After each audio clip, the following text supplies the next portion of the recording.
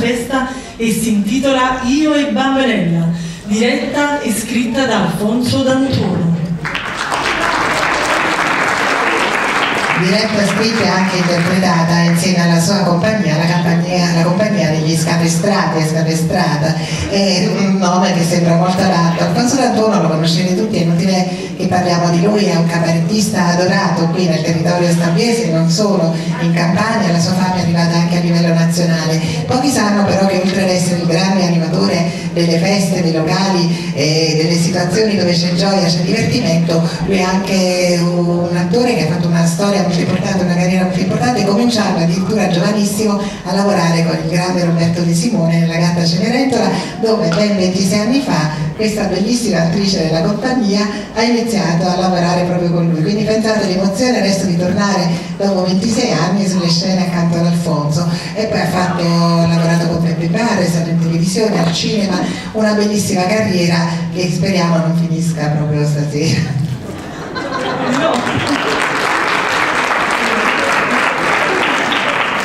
Lo spettacolo racconta la storia che, secondo la fantasia di Alfonso, sta dietro Bambanelli Coppi Quartiere, che è una canzone simbolo di Raffaele Viviani. Il racconto teatrale si svolge nella Napoli del primo Novecento, quando nei primi anni '20, dopo la prima guerra mondiale, vi era fame e miseria e il popolo dei vicoli si arrangiava tra elemosine, furti, contrabbando e prostituzione, mentre nascevano i primi caffè Chantan, sede del sogno di lusso e riscatto attraverso arte, sfarzo e bellezza.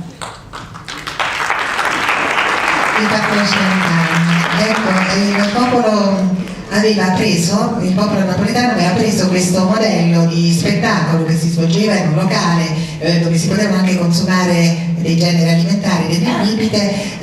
proprio da Oltralpe, dalla Francia, dove a fine 800 erano diventati dei locali di grandissimo successo. Qui poi nei primi del Novecento a Napoli nasceva anche la canzone napoletana, la grande tradizione della canzone del teatro napoletano, e quindi queste due cose si unirono, la moda del caffè Chantan con il grande estro, la creatività dei napoletani e della loro passione per tutto ciò che è spettacolo, e quindi nacquero questi caffè Chantan che erano fatti da artisti locali che però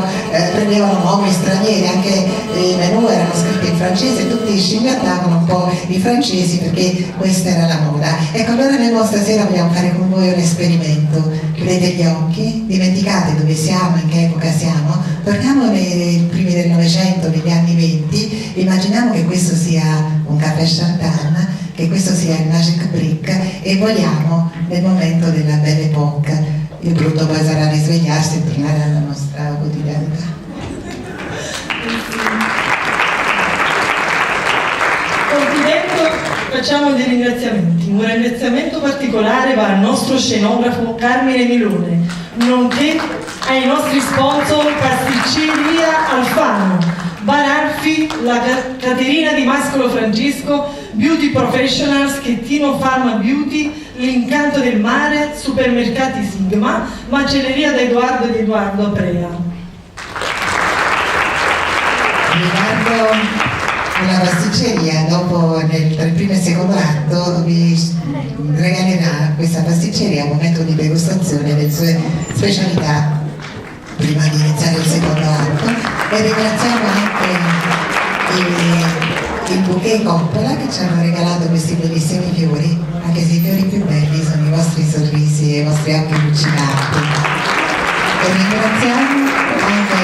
i nostri media partner che sono qui presenti in sala nella persona di Lina e Michele De Angelis di MDA Set Communication, che sono presenti con video e foto che vedrete poi su internet, su Facebook, sui canali social della MDA Set Communication, dove quindi potrete ritornare a provare con video e foto le emozioni di questa serata, sperando che ci siano.